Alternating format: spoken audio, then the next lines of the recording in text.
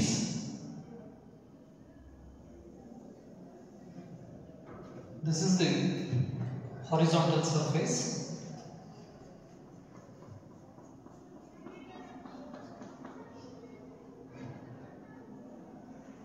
Object. This object is having some mass m and person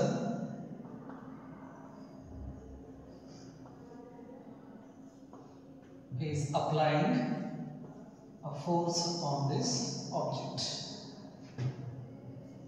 So in the force apply madidippa anta helidre ಏನಕ್ಕಿದೆ object move ಆಗ್ತದೆ. ಇದು A position ಅಂತ ತಿಳ್ಕೊಳ್ಳೋಣ. ಅಲ್ಲಿಂದ object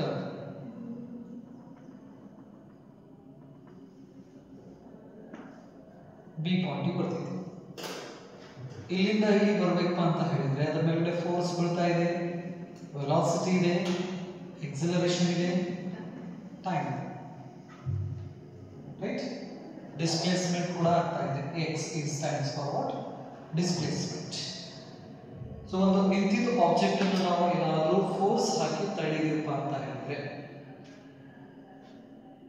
force ಹಾಕಿದ್ರೆ object ಹತ್ರ velocity change ಆಗ್ತೈತಿ, ಎಕ್ಸಲರೇಷನ್ ಚೇಂಜ್ ಆಗ್ತೈತಿ, ಟೈಮ್ ಅದು ಪಡೆಗೆ ಇನ್ಕ್ರೀಸ್ ಆಗುವಂತ ಹೋಗಿರ್ತೈತಿ. ನೆಕ್ಸ್ಟ್ ಆಬ್ಜೆಕ್ಟ್ ಡಿಸ್ಪ್ಲೇಸ್ಮೆಂಟ್ ಆಗ್ತಾ ಇರ್ತೈತಿ.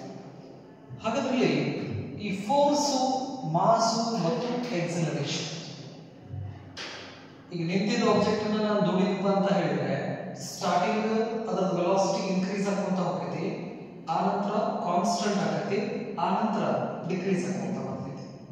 ಒಂದು ಬಾಲ್ ತಗೊಂಡು ನಾವೆಲ್ಲ ಮೇಲೆ ಮುಗಿಸಿದಪ್ಪ ಅಂತ ಹೇಳಿದ್ರೆ ಅಥವಾ ಒಂದು ಬಾಲ್ ಇದ್ದಿದ್ದನ್ನ ನಾವೇನಾದ್ರೂ ಓದ್ತಿವತ್ರ ಸ್ಟಾರ್ಟಿಂಗ್ ಅದರ ವೆಲಾಸಿಟಿ ಜಾಸ್ತಿ ಆಗುವಂತ ಹೋಗ್ತೈತಿ, ಸ್ವಲ್ಪ ಹೊತ್ತಾದ್ಮೇಲೆ ವೆಲಾಸಿಟಿ ಕಾನ್ಸ್ಟೆಂಟ್ ಇರ್ತೈತಿ, ಆ ನಂತರ ವೆಲಾಸಿಟಿ ಡಿಕ್ರೀಸ್ ಆಗುವಂತ ಒಂದು ನಿಂತು ಹೋಗ್ತೈತಿ. This is the situation. So ಹಾಗಾದ್ರೆ 1 ನ್ಯೂಟನ್ ಫೋರ್ಸ್ ಹಾಕಿದಾಗ ಎಷ್ಟು? 1 ನ್ಯೂಟನ್ ಫೋರ್ಸ್ ಅನ್ನು ಹಾಕಿದಾಗ ಎಕ್ಸಲರೇಷನ್ ಎಷ್ಟಾಗೈತೆ ಅಂತ ನಾವು ತಗೋತೀವಿ 1 metre per second square. 2 newton force ಹಾಕಿದಾಗ acceleration 2 metre per second square. ಹಿಂಗೆ 3 ನ್ಯೂಟನ್ ಹಾಕಿದಾಗ 3, 4 ನ್ಯೂಟನ್ ಹಾಕಿದಾಗ 4. Accelerations, we collected the data, ಒಂದು ಕಡೆ ಫೋರ್ಸ್, ಇನ್ನೊಂದು ಕಡೆ ಎಕ್ಸಲರೇಷನ್ಸ್. ಡಾಟಾನ ಕಲೆಕ್ಟ್ ಮಾಡ್ಕೋತೀವಿ, ಫೋರ್ಸ್ ಮತ್ತೆ ಎಕ್ಸಲರೇಷನ್ಸ್. 1 1 2 2 3 3 ಈ ತರ ಡಾಟಾಸ್ ನಾವು ರೆಡಿ ಮಾಡ್ಕೊಂತ ಹೋಗ್ತೀವಿ, ಕಲೆಕ್ಟ್ ಮಾಡ್ಕೊಂತ ಹೋಗ್ತೀವಿ.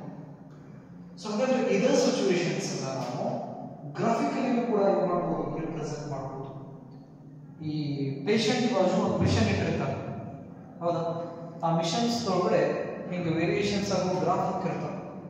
ಮಿಷನ್ ಮಾಡಿರ ಪೇಷಂಟ್ಸ್ ರಿಪೋರ್ಟ್ ನೋಡ್ಬೇಕಾದ್ರೆ ರಿಪೋರ್ಟ್ ಒಳಗಡೆನೂ ಗ್ರಾಫ್ ರಿಪೋರ್ಟ್ಸ್ ಇರ್ತವೆ. ಹಾಗಾದ್ರೆ ಈ ಗ್ರಾಫ್ ಅಂದ್ರೆ ಏನಿದು? ಇದರಿಂದ ನಮ್ಗೆ ಏನ್ ಗೊತ್ತಾಕೈತಿ? ಈ ಗ್ರಾಫ್ ಅನ್ನೋದು ಒಂದು ಡಯಾಗ್ರಾಮೆಟಿಕ್ ರಿಪ್ರೆಸೆಂಟೇಷನ್ ಅಂತ ನಾವು ಕರಿತೀವಿ. ಒಂದು ಡಯಾಗ್ರಾಮ್, ಅದು ಆ ಡಯಾಗ್ರಾಮ್ ಏನ್ ತೋರಿಸ್ತಿತ್ತು ಅಂದ್ರೆ, ಅಥವಾ ಒಂದು ಪಿಕ್ಚರ್ ಅಂತ ಹೇಳ್ಬೋದು, ರೈಟ್? ಸೊ ಅದೇನು ತೋರಿಸ್ತಿತ್ತು ಅಂದ್ರೆ ಅಲ್ಲಿ ಆಗ್ತಕ್ಕಂಥ ಸಿಚುವೇಶನ್ಸ್ ಇನ್ಫಾರ್ಮೇಶನ್ ಕೊಡೋ ಕೆಲಸ ಮಾಡ್ತೈತಿ. ಯಾವುದು? ಗ್ರಾಫ್. ಆ ಮೆಡಿಕಲ್ ಲೈನ್ ಒಳಗಡೆ ಆ ಬಾಜು ಮಿಷನ್ಸ್ ಒಳಗಡೆ ಫ್ಲಾಟ್ ಲೈನ್ ಬರಾಕತ್ತಂದ್ರೆ, ಸ್ಟ್ರೇಟ್ ಲೈನ್ ಬರಾಕತ್ತಪ್ಪ ಅಂತ ಹೇಳಿದ್ರೆ ಹೋಗ್ಯಾ ನೀವು ಅಂತ ಹೇಳ್ತಾರೆ. ಸೊ ಅದ ವೇರಿಯೇಷನ್ಸ್ ಇತ್ತು ಅಂತ ಹೇಳಿದ್ರೆ ನೋಡ್ತೀವಿ ನೀವು ಏನೋ ಐತಿದ್ದು ಜೀವನದಾಗ ಐತಿ ಅಂತ ಹೇಳ್ತೀವಿ. ಅಂದ್ರೆ ಆ ಗ್ರಾಫ್ ಅನ್ನೋದು ಏನ್ ಮಾಡ್ತೈತಿ, ನಮಗೆ ಎರಡು ಕ್ವಾಂಟಿಟೀಸ್ ಮಧ್ಯೆ ಇರ್ತಕ್ಕಂತಹ ರಿಲೇಷನ್ಸ್ ಅನ್ನ ತಿಳಿಸ್ಕೊಡೋ ಕೆಲಸ ಮಾಡ್ತೈತಿ, ರೈಟ್? ಸೊ ಹಾಗಾದ್ರೆ the same situations we can represents with the help of what? Graph. So ಹಾಗಾದ್ರೆ ಗ್ರಾಫ್ ಅಂತ ಬರ್ಕೊಳ್ಳಿ. Graphs, diagrammatic representation of a graph, diagrammatic representation of variation of diagrammatic diagrammatic representation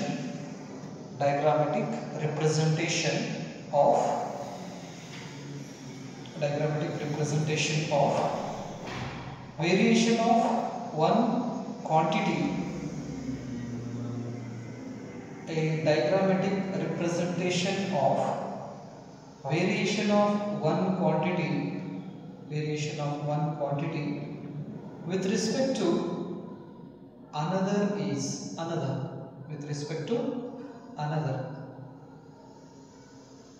quantity.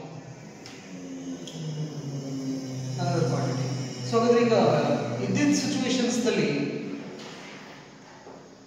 Force ಹಾಕಿದ್ರೆ acceleration ಬರ್ತಿತ್ತು ಅಥವಾ acceleration ಇರೋದ್ರಿಂದ force ಬರ್ತಿತ್ತು.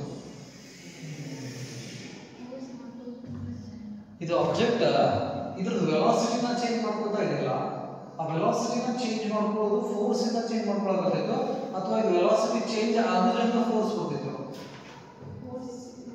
Force ಇರೋದ್ರಿಂದ ಏನೋ ಅದರ ವೆಲಾಸಿಟಿ ಚೇಂಜ್ ಆಗ್ತಿದೆ ಅಂದ್ರೆ ಫೋರ್ಸ್ ಇಂದ ಅದರ ಎಕ್ಸಲರೇಷನ್ ಏನಾಗ್ತೈತಿ, ಚೇಂಜ್ ಆಗ್ತೈತಿ.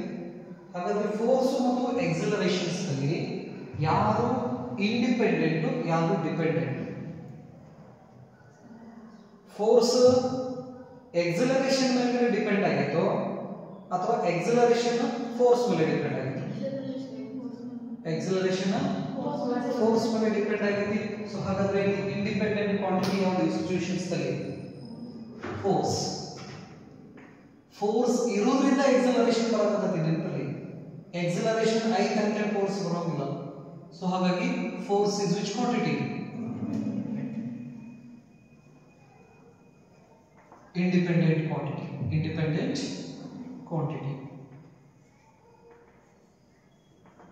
Next, the acceleration is dependent quantity.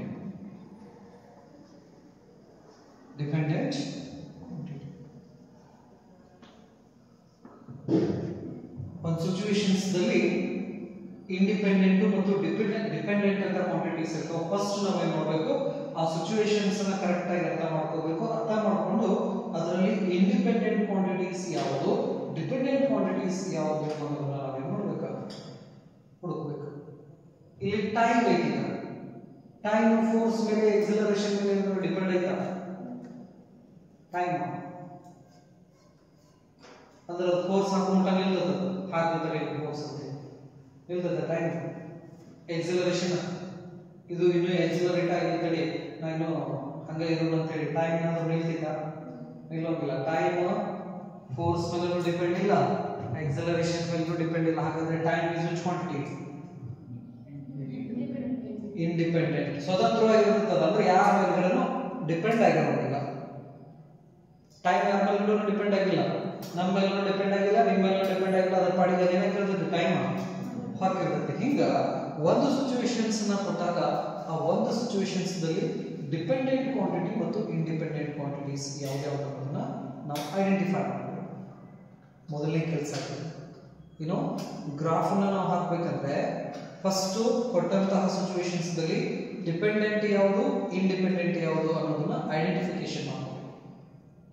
Right, fine. ಹಾಗಾದ್ರೆ ಅವ್ರು ಏನ್ ಹೇಳ್ತಾರ, ಫೋರ್ಸ್ ಮತ್ತು ಎಕ್ಸಲರೇಷನ್ಸ್ ಇಂದ ಗ್ರಾಫ್ ಹಾಕ್ಬೇಕು.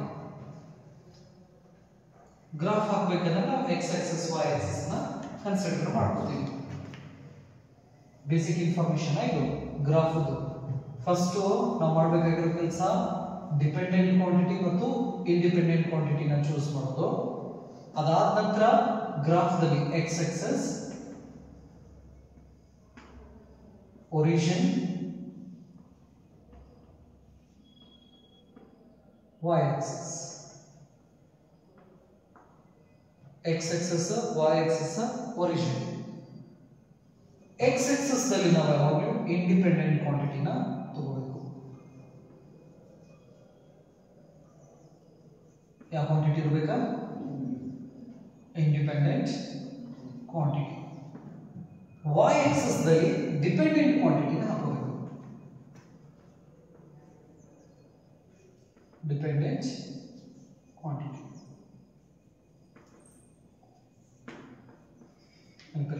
So the x axis ಯಾವ quantity? X axis independent quantity, y-axis dependent quantity ನೆನಪಿರಲಿ. ಇವು ಬೇಸಿಕ್ ಪಾಯಿಂಟ್ಸ್ ಆಗಿ ಫಸ್ಟ್ ಐಡೆಂಟಿಫೈ ಮಾಡ್ಕೊತೀವಿ ನಾವು ಸಿಚುವೇಶನ್ಸ್ ದಲ್ಲಿ. ಐಡೆಂಟಿಫೈ ಮಾಡ್ಕೊಂಡ್ಮೇಲೆ ಎಕ್ಸ್ ಆಕ್ಸಿಸ್ ನಲ್ಲಿ ಇಂಡಿಪೆಂಡೆಂಟ್ ಕ್ವಾಂಟಿಟಿನ ತಗೋತೀವಿ, y ಆಕ್ಸಿಸ್ ನಲ್ಲಿ ಡಿಪೆಂಡೆಂಟ್ ಕ್ವಾಂಟಿಟಿನ ತಗೋತೀವಿ. Right, fine. ಹಾಗಾದ್ರೆ ಈ ಡಾಟಾಸ್ ಇದಾವಲ್ಲ ನಮಗೆ, ಡಾಟಾಸ್ ತಗೊಂಡ್ರೆ ಫೋರ್ಸ್ ನ ತಗೊಂಡ್ರೆ force is a independent quantity, acceleration is dependent quantity. ಹಾಗಾಗಿ ಎಕ್ಸ್ ಆಕ್ಸಿಸ್ ಮೇಲೆ ಯಾವ ಕ್ವಾಂಟಿಟಿ ತಗೋತೀರಾ? ಎಕ್ಸ್ ಆಕ್ಸಿಸ್ ಮೇಲೆ ಫೋರ್ಸ್. ಸೊ ಫೋರ್ಸ್ ಬರ್ದಿಂಗೆ ಕಂಪ್ಲೀಟ್ ಅನ್ನ ಬರೀರಿ, ಸಿಂಬಲ್ ಅನ್ನ ಬರೀರಿ, ಬರೆದ ಅದರ ಯೂನಿಟ್ ಅನ್ನ ಹಾಕ್ತೀವಿ, newton. Force in terms of newton ಅಂತ ಅರ್ಥ ಅದು. ನೆಕ್ಸ್ಟ್ ಇಲ್ಲಿ ಆಕ್ಸಲರೇಷನ್ ಎ ಯೂನಿಟ್ ಏನು? Metre per second square. ಅಂದ್ರೆ ಅದರದ್ದು ಯಾವ ಯೂನಿಟ್ ದಾಗಡೆ ತಗೊಂಡಿರೋ ಅಂತ ನಮಗೆ ಗೊತ್ತಾಗುತ್ತೆ. CGS unit, FES, MKS, system of units ಇದಾವಲ್ಲ ನಮಗೆ. ಅಂದ್ರೆ ಸೆಂಟಿಮೀಟರ್, ಮಿಲಿಮೀಟರ್, ಲೆಂತ್ ಇಂತ ಅಂತಂದ್ರೆ ಕಿಲೋಮೀಟರ್, ಆ ತರ ಯೂನಿಟ್ ಅನ್ನ ಹಾಕೋತೀವಿ ನಾವು. ರೈಟ್, ಫೋರ್ಸ್ ಆಯ್ತು. ನೆಕ್ಸ್ಟ್ ಈ ಕಡೆ ಎಕ್ಸಲರೇಷನ್ ಆಯ್ತು. ನೆಕ್ಸ್ಟ್ ಪಾಯಿಂಟ್, ಫೋರ್ಸ್ ದಲ್ಲಿ ಮಿನಿಮಮ್ ವ್ಯಾಲ್ಯೂ ಎಷ್ಟು, ಮ್ಯಾಕ್ಸಿಮಮ್ ವ್ಯಾಲ್ಯೂ ಎಷ್ಟು ಅನ್ನೋದನ್ನ ನೋಡ್ತೀವಿ. ಮಿನಿಮಮ್ ವ್ಯಾಲ್ಯೂ ಎಷ್ಟು? ಈ ಲೈನ್ ಒಳಗಡೆ ಕಡಿಮೆ ವ್ಯಾಲ್ಯೂ ಎಷ್ಟು? 1. ದೊಡ್ಡ ವ್ಯಾಲ್ಯೂ ಎಷ್ಟು? 4. Minimum value, maximum value. ಅಂದ್ರೆ ಎಕ್ಸ್ ಆಕ್ಸಿಸ್ ಮೇಲ್ಗಡೆ ನಾವು ಫೋರ್ಸ್ ತಗೊಂಡಿದ್ದೀವಿ. ಹಾಗಾದ್ರೆ ಆ ಎಕ್ಸ್ ಆಕ್ಸಿಸ್ ಮೇಲ್ಗಡೆ ನಮಗೆ 1 ಸಿಗಬೇಕು, 4 ಸಿಗಬೇಕು. ಪಾಯಿಂಟ್ ಆಯ್ತಾ? ಮಿನಿಮಮ್ ವ್ಯಾಲ್ಯೂ ಇರಬೇಕು, ಮ್ಯಾಕ್ಸಿಮಮ್ ವ್ಯಾಲ್ಯೂ ಇರಬೇಕು. ಹಂಗ ನಾವು ಸ್ಕೇಲ್ ನ ಸೆಲೆಕ್ಟ್ ಮಾಡ್ಕೋಬೇಕು. ಈಗ ಈ ರೀತಿ ಗ್ರಾಫ್ದಲ್ಲಿ ಅಂದ್ರೆ ಹಿಂಗ್ ಲೈನ್ಸ್ ಇರ್ತಾವ ನೋಡಿ.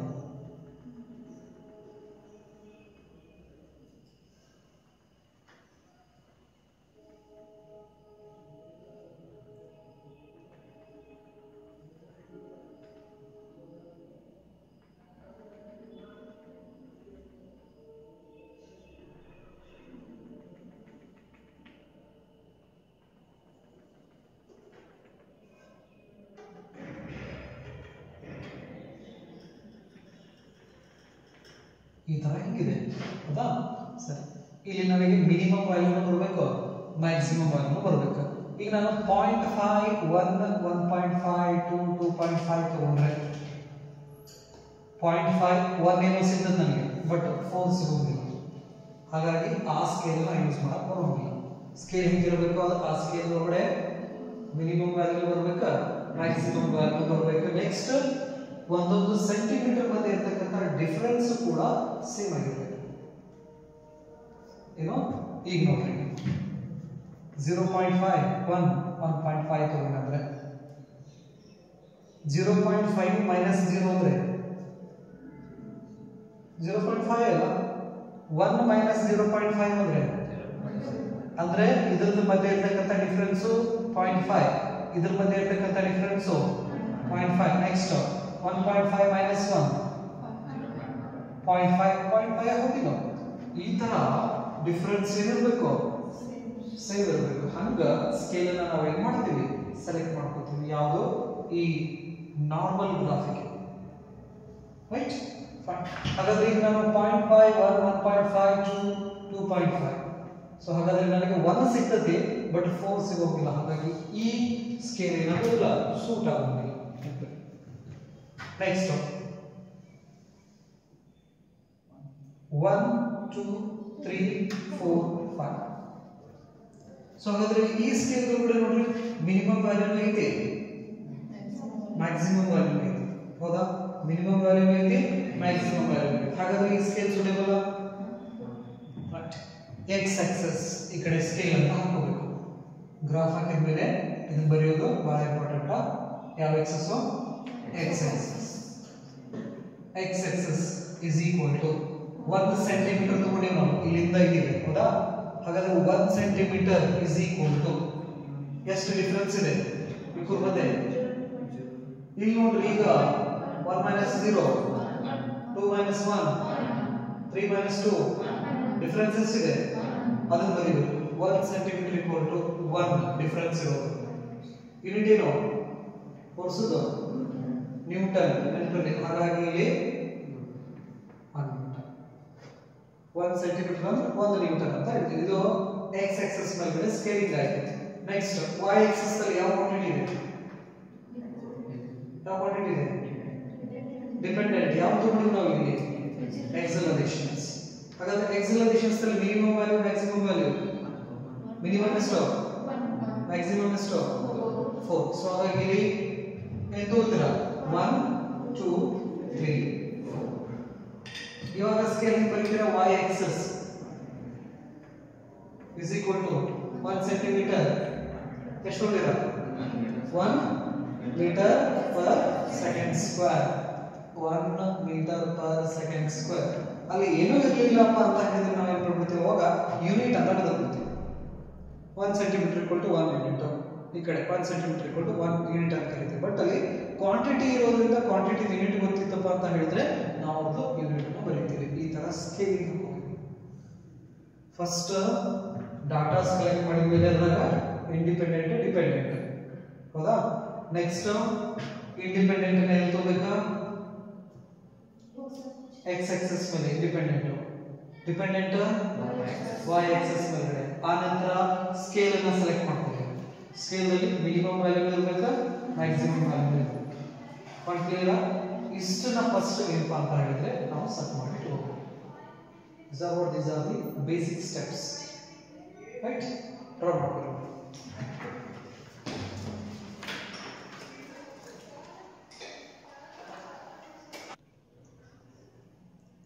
So after taking a scales, we have to put these values on that graph. ಈಗ ಫೋರ್ಸ್ ಮತ್ತು ಎಕ್ಸಲರೇಷನ್ಸ್ ವ್ಯಾಲ್ಯೂಸ್ ಏನು ಮಾಡ್ಕೊಂತ ಹೋಗ್ಬೇಕು? ಆ ಗ್ರಾಫ್ ದಲ್ಲಿ ಮಾರ್ಕ್ ಮಾಡ್ಕೊಂತ ಹೋಗ್ಬೇಕು. ಫಸ್ಟ್ ಫೋರ್ಸ್ ಎಷ್ಟಿದೆ? 1. ಎಕ್ಸ್ ಆಕ್ಸಿಸ್ ಮೇಲ್ಗಡೆ ಇರೋದ್ರಿಂದ ಫೋರ್ಸ್ 1 ಇಲ್ಲಿದೆ. ನೆಕ್ಸ್ಟ್ ಆ ಫೋರ್ಸಿಗೆ 1 ನ್ಯೂಟನ್ ಫೋರ್ಸಿಗೆ ಎಕ್ಸಲರೇಷನ್ ಎಷ್ಟಿದೆ? 1 ಎಕ್ಸಲರೇಷನ್. ಸೊ ಹಾಗಾಗಿ ಎಕ್ಸಲರೇಷನ್ಸ್ ಮಾರ್ಕ್ ಮಾಡ್ಕೋಬೇಕು. ಫೋರ್ಸ್ ದಿಂದ ಎಕ್ಸ್ ಆಕ್ಸಿಸ್ ದಿಂದ ಮೇಲೆ ಹೋಗ್ಬೇಕು, ಹೀಗೆ y ಆಕ್ಸಿಸ್ ದಿಂದ ಅಡ್ಡ ಹೋಗ್ಬೇಕು. ಅವೆರಡು ಲೈನ್ ಎಲ್ಲಿ ಇಂಟರ್ಸೆಕ್ಟ್ ಆಗ್ತಾವಲ್ಲ ಅಂದ್ರೆ ಕ್ರಾಸ್ ಆಗ್ತಾವಲ್ಲ ಅಲ್ಲಿ ಈ ತರ ಒಂದು ಪಾಯಿಂಟ್ ಇಟ್ಟು ಹಿಂಗ್ ರೌಂಡ್ ಹಾಕ್ಬೇಕು. ಅಂದ್ರೆ ಇದು ಫೋರ್ಸ್ 1 ನ್ಯೂಟನ್, ಎಕ್ಸಲರೇಷನ್ 1 ಒಂದು ಪಾಯಿಂಟ್ ಇದು ಅಂತ ಅರ್ಥ. ನೆಕ್ಸ್ಟ್ ಎಷ್ಟು force, acceleration 2. So next point here 2 2. Next 3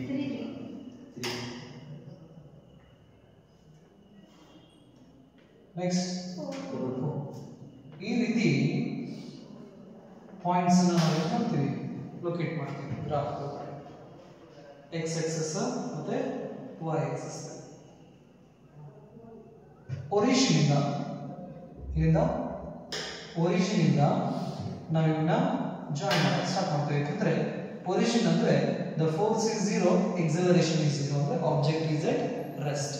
object ಏನಿತ್ತು ಇನಿಷಿಯಲಿ ರೆಸ್ಟ್ ಆಗಿತ್ತು. ಸೊ ಹಾಗಾಗಿ ಇದು ಒರಿಜಿನ್ ಇಂದಾನೆ ಸ್ಟಾರ್ಟ್ ಮಾಡ್ತೀವಿ. ದಿಸ್ ಇಸ್ 0 0 ಪಾಯಿಂಟ್ ಒರಿಜಿನ್ ಅಂದ್ರೆ.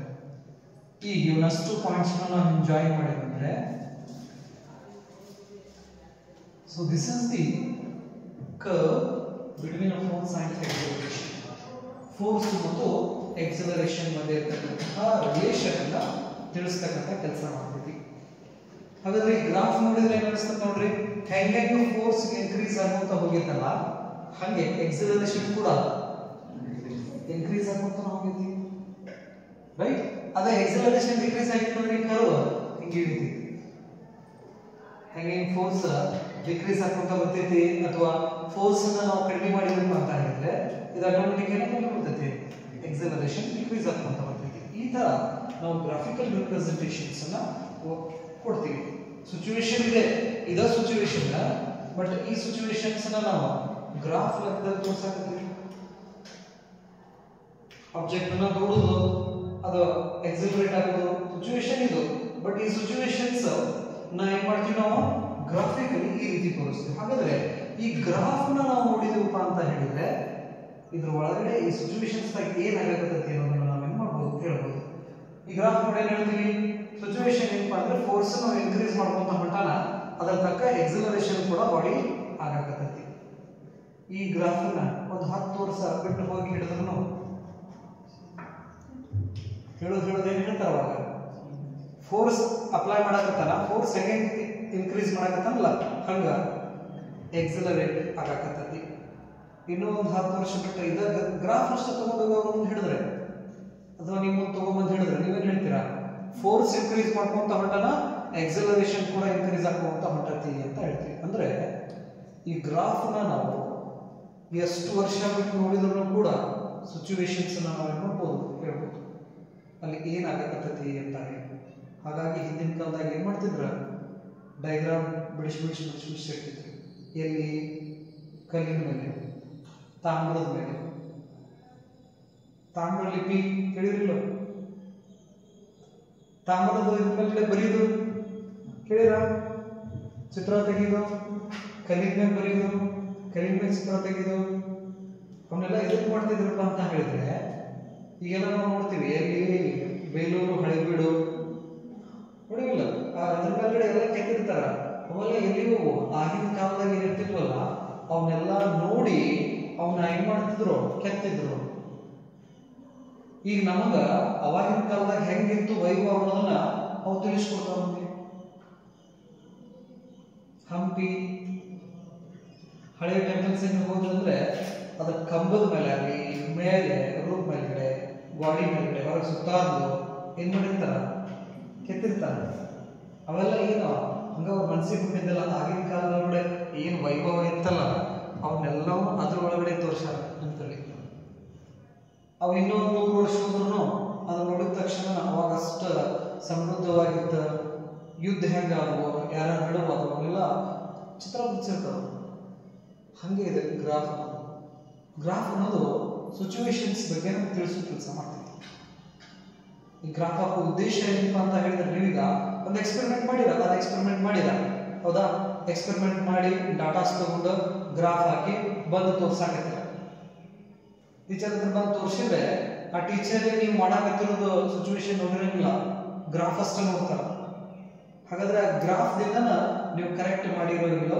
ತಪ್ಪು ಮಾಡಿರೋ ಅನ್ನೋದನ್ನ ಏನ್ ಮಾಡ್ತಾರ ಜಡ್ಜ್ ಮಾಡ್ತಾರ ಇದೊಂಥರ ಕನ್ನಡಿದ್ದಂಗಿದೆ ನಮಗೆ ಗ್ರಾಫ್ ಎದಕ್ಕೆ ಹಾಕ್ಬೇಕಂದ್ರೆ ನಾವು ಮಾಡಿದ್ದು ಸರಿನೋ ತಪ್ಪು ಕ್ರಾಸ್ ವೆರಿಫಿಕೇಶನ್ ಅಂತ ಹೇಳ್ತಾರೆ ನೋಡ್ರಿ ಚೆಕ್ ಮಾಡೋದು ಏನ್ ಮಾಡ್ತಾರ ಚೆಕ್ ಮಾಡ್ಕೊಂಬ ಅಂತ ಹೇಳಿ ಕಳಿಸ್ತಾರ ಹಂಗೆ ಇದು ಕ್ರಾಸ್ ವೆರಿಫಿಕೇಶನ್ಸ್ ಮಾಡಾಕಿರೋದು ಮೆಥಡ್ ಇದು ಗ್ರಾಫಿಕಲ್ ಮೆಥಡ್ ಅಂತ ಮಾಡ್ತೀವಿ ಗ್ರಾಫಿಕಲ್ ಮೆಥಡ್ ಇದೊಂದು ಡ್ರಾ ಮಾಡ್ತೀವಿ ನೋಡಿದ್ರಾ ಸರಿ ಓಕೆ ನೆಕ್ಸ್ಟ್ ಈ ಗ್ರಾಫ್ ದಲ್ಲಿ ಇದೇ ಗೆರೆ ಇದಲ್ಲ ಇಲ್ಲಿಂದ ಓದಿಂದ ಇದನ್ನ ಎ ಅಂತ ತಗೋತೇನೆ ಓ ಟು ಎ ಇದ್ರ ಕೆಳಗಡೆ ಅಂಡರ್ ಏನ್ ಬರ್ತಿತ್ತಲ್ಲ ಇದನ್ನ ನಾವು ಏರಿಯಾ ಅಂಡರ್ ದಿ ಕರ್ವ್ ಅಂತ ಹೇಳ್ತೀವಿ ಏನ್ ಹೇಳ್ತೀವಿ ಏರಿಯಾ ಅಂದ್ರೆ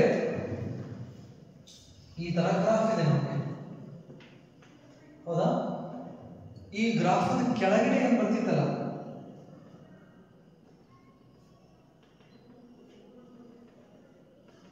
ಈ ತರ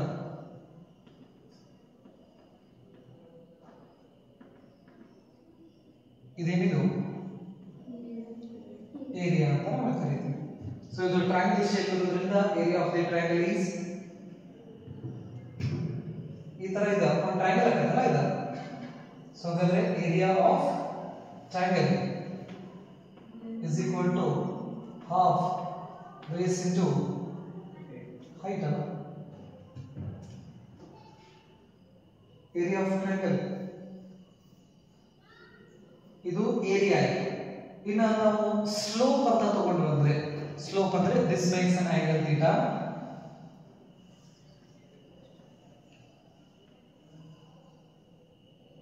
ಓದಿಂದ ಎ ಪಾಯಿಂಟ್ ಹಾಗಾದ್ರೆ ಈ ಲೈನ್ ಮೇಲ್ಗಡೆ ನಾವೇನ್ ಮಾಡ್ತೀವಿ ಯಾವ್ದಾದ್ರೂ ಎರಡು ಲೊಕೇಶನ್ಸ್ ನಾವು ಚೂಸ್ ಮಾಡ್ಕೋತೀವಿ ಅದೇ ಮಾಡ ಇಲ್ಲಿ ತಗೋತೀವಿ ಎರಡು ಪಾಯಿಂಟ್ ಇದಕ್ಕೆ ಎ ಅಂತ ಕರಿತೀನಿ ಇದಕ್ಕೆ ಬಿ ಅಂತ ಕರಿತೀವಿ ಎಲ್ಲಾದ್ರೂ ತಗೋಬಹುದಾ ನೀವು ಈ ಲೈನ್ ಮೇಲ್ಗಡೆ ಎಲ್ಲಾದ್ರೂ ಪಾಯಿಂಟ್ ಕನ್ಸಿಡರ್ ಮಾಡಬಹುದು ಎ ದಿಂದ ಹಾರಿಜಾಂಟಲ್ ಬಿ ದಿಂದ ವರ್ಟಿಕಲ್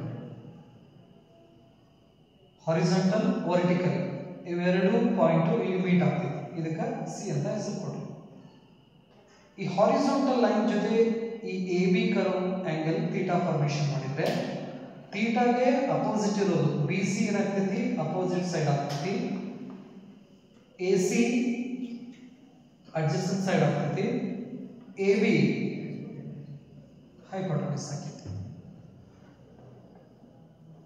ಇದು ಹೈಸ್ಕೂಲ್ ಲೆವೆಲ್ಸ್ ಒಳಗೆ ಕಲ್ತ್ರಿ ನಾವು opposite side adjacent side hypotenuse. ಈಗ ಸ್ಲೋಪ್ ಅಂತ ನಾವು ಕರಿತೀವಿ ಫಿಸಿಕ್ಸ್ ದಲ್ಲಿ, ಅದೇ ಮ್ಯಾಥ್ಸ್ ದಲ್ಲಿ ಬಂದ್ರೆ tan theta tangent tan theta is equal to ಏನು ಹೇಳ್ತೀರಾ opposite divided by adjacent side, sin by cos ಅಲ್ಲ, right? So ಹಾಗಾಗಿ this is opposite divided by adjacent side. opposite ಏನಿದೆ BC ಅಲ್ಲ, ಅಪೋಸಿಟ್ ಸೈಡ್ ಅಂದ್ರೆ B to C. Opposite side ಅಂದ್ರೆ ಏನು B ದಿಂದ C ಗೆ. ಈಗ ನಾನು ಇಲ್ಲಿ ದೊಡ್ಡ ತಗೊಂಡ್ರೆ ಈ ಪಾಯಿಂಟ್ ಅನ್ನ A ಅಂತ ತಗೋತೀನಿ, ಇದನ್ನ B ಪಾಯಿಂಟ್ ಅಂತ ತಗೋತೀನಿ. A ದಿಂದ ಹಾರಿಜಾಂಟಲ್ ಬರ್ತೈತಿ, B ದಿಂದ ವರ್ಟಿಕಲ್ ಬರ್ತೈತಿ. ಇದೇನಿದು C ಪಾಯಿಂಟ್ ಆಯ್ತು. ಇದು ಅಪೋಸಿಟ್ ಸೈಡ್ ಆಗ್ತೈತಿ, ಈ ಕಡೆದು ಅಡ್ಜಸೆಂಟ್ ಸೈಡ್ ಆಗ್ತೈತಿ, ಇದು ಹೈಪೋಟೆನಸ್. ಹಾಗಾದ್ರೆ tan theta is equal to opposite side BC ಬರೀಬಹುದಾ? ಅಪೋಸಿಟ್ ಸೈಡ್ ಇದ್ದಲ್ಲಿ ಏನು ಬರೀಬಹುದು? BC. ಅಡ್ಜಸೆಂಟ್ ಸೈಡ್ ಇದ್ದಲ್ಲಿ AC. ಅಪೋಸಿಟ್ ಇದ್ದಲ್ಲಿ BC, ಅಡ್ಜಸೆಂಟ್ ಸೈಡ್ ಇದ್ದಲ್ಲಿ AC, ರೈಟ್? ಹಾಗಾದ್ರೆ BC is parallel to the y axis. ಈ ಲೈನ್ ಯಾವುದು ಪ್ಯಾರಲಲ್ ಐತಿ? y axis ಪ್ಯಾರಲಲ್ ಐತಿ. Opposite is parallel to y axis. So ಹಾಗಾಗಿ ಇದನ್ನ ನಾವು tan theta ಅನ್ನೋದಿಲ್ಲ, ಅದಕ್ಕೆ ನಾವು ಏನು ಹೇಳ್ತೀವಿ ಫಿಸಿಕ್ಸ್ ನಲ್ಲಿ ಸ್ಲೋಪ್ ಅಂತ ನಾವು ಕರೀತೀವಿ. BC ಇದ್ದಲ್ಲಿ BC is parallel to the y axis. On y axis which quantity is there? y axis ಮೇಲೆ ಯಾವ ಕ್ವಾಂಟಿಟಿ ತಗೊಂಡಿವಿ ನಾವು? ಅದೇ ಯಾವುದು? Accelerations, right? ಸೊ ಹಾಗಾಗಿ A ಬರೀಬಹುದಾ? Acceleration ಅಲ್ಲ. Next AC, A to C is parallel to x axis. ಯಾವ quantity ತಗೊಂಡಿದ? Force. ಅಂದ್ರೆ AC ಅಂದ್ರೆ ಫೋರ್ಸ್ ಬರೀಬಹುದಾ? ಸೊ ಅಂದ್ರೆ slope is equal to A divided by EF. ಈ ಈಕ್ವೇಶನ್ ಗೊತ್ತಿದೆ ನಮಗೆ. F is equal to MA. ಹೌದಾ? ಹಾಗಾದ್ರೆ F ಈ ಕಡೆ ತಗೊಂಡ್ಬಂದ್ರೆ M ಈ ಕಡೆ ಬಂದ್ರೆ 1 by M is equal to A by F. ಬರೀಬಹುದಾ ಈಕ್ವೇಶನ್? ಸರಿ, ಈಗ A by F is equal to ಏನು ಬರೀಬಹುದು ನಾನು? 1 by M ಬರೀಬಹುದಾ? Slope is equal to 1 divided by M. ಹಾಗಾದ್ರೆ M is equal to ಇದನ್ನ ಈ ಕಡೆ ತಗೊಂಡ್ಬಂದ್ರೆ 1 by slope. Slope value calculate ಮಾಡಿರ್ತೇವೆ ನಾವು. ಆ ಸ್ಲೋಪ್ ವ್ಯಾಲ್ಯೂ ತಗೊಂಡು ಏನು ಮಾಡಿ 1 divided by ಸ್ಲೋಪ್ ಮಾಡಿಬಿಟ್ರೆ ನಮಗೆ ಎದ್ರ ವ್ಯಾಲ್ಯೂ ಸಿಗ್ತೈತಿ? Mass of the object. ಹಾಗಾದ್ರೆ ಅವ ಈ ಎಕ್ಸ್ಪೆರಿಮೆಂಟ್ ಮಾಡಬೇಕಾದಾಗ ಏನು ಆಬ್ಜೆಕ್ಟ್ ತಗೊಂಡಿದ್ದಲ್ಲ, ಆ ಆಬ್ಜೆಕ್ಟ್ ಮಾಸ್ ಎಷ್ಟು ಅನ್ನೋದು ನಮ್ಗೆ ಗ್ರಾಫ್ ಇಂದ ಗೊತ್ತಾಗ್ತದೆ. ಅವ್ರು ಯಾವಾಗ ಎಕ್ಸ್ಪೆರಿಮೆಂಟ್ ಮಾಡಿರ್ಲಿ, ಆ ಎಕ್ಸ್ಪೆರಿಮೆಂಟ್ ಮಾಡಿದಾಗ ಏನು ವಸ್ತು ಯೂಸ್ ಮಾಡಿರ್ತಾರಲ್ಲ, ಆ ವಸ್ತುವಿನ ಮಾಸ್ ಎಷ್ಟು? ಮುಂಚೆ ಸ್ಟಾರ್ಟಿಂಗ್ ನಮಗೆ ಫೋರ್ಸ್ ಎಕ್ಸಲರೇಷನ್ ಎರಡರ ಕ್ವಾಂಟಿಟಿ ಗೊತ್ತಿತ್ತು, ಹೌದಾ? ನಾವು ಗ್ರಾಫ್ ಹಾಕಿ ಸ್ಲೋಪ್ ಫೈಂಡ್ ಮಾಡಿ ಅಥವಾ ಸ್ಲೋಪ್ ಅಥವಾ ಏರಿಯಾನ ಫೈಂಡ್ ಮಾಡಿದ್ದು ಅಂದ್ರೆ ಬೇರೆ ಬೇರೆ ಕ್ವಾಂಟಿಟೀಸ್ ನಮಗೆ ಸಿಗಕ್ಕೆ ಸ್ಟಾರ್ಟ್ ಆಗ್ತವೆ. ಹಾಗಾಗಿ ಗ್ರಾಫ್ ದಿಂದ ನಮಗೆ ಮೊದಲನೇ ಇನ್ಫಾರ್ಮೇಶನ್ ಎರಡು ಕ್ವಾಂಟಿಟೀಸ್ ಮಧ್ಯೆ ಇರ್ತಕ್ಕಂಥ ರಿಲೇಷನ್ ಅವು ಹೆಂಗ್ ಚೇಂಜ್ ಆಗಕತ್ತವು ಒಂದಕ್ಕೊಂದು ಅನ್ನೋದು ಗೊತ್ತಾಗ್ತದೆ. ಎರಡನೇ ಇನ್ಫಾರ್ಮೇಶನ್ಸ್ ನಮಗೆ ಆ ಸಿಚುವೇಶನ್ಸ್ ನಲ್ಲಿ ಇರ್ತಕ್ಕಂತಹ ಇನ್ನೊಂದು ಕ್ವಾಂಟಿಟಿ ಬಗ್ಗೆ ಕೂಡ ಏನ್ ಸಿಗ್ತದೆ, ನಮಗೆ ಇನ್ಫಾರ್ಮೇಶನ್ ಸಿಗ್ತದೆ, ರೈಟ್? ಅದೊಂದು ಸ್ವಲ್ಪ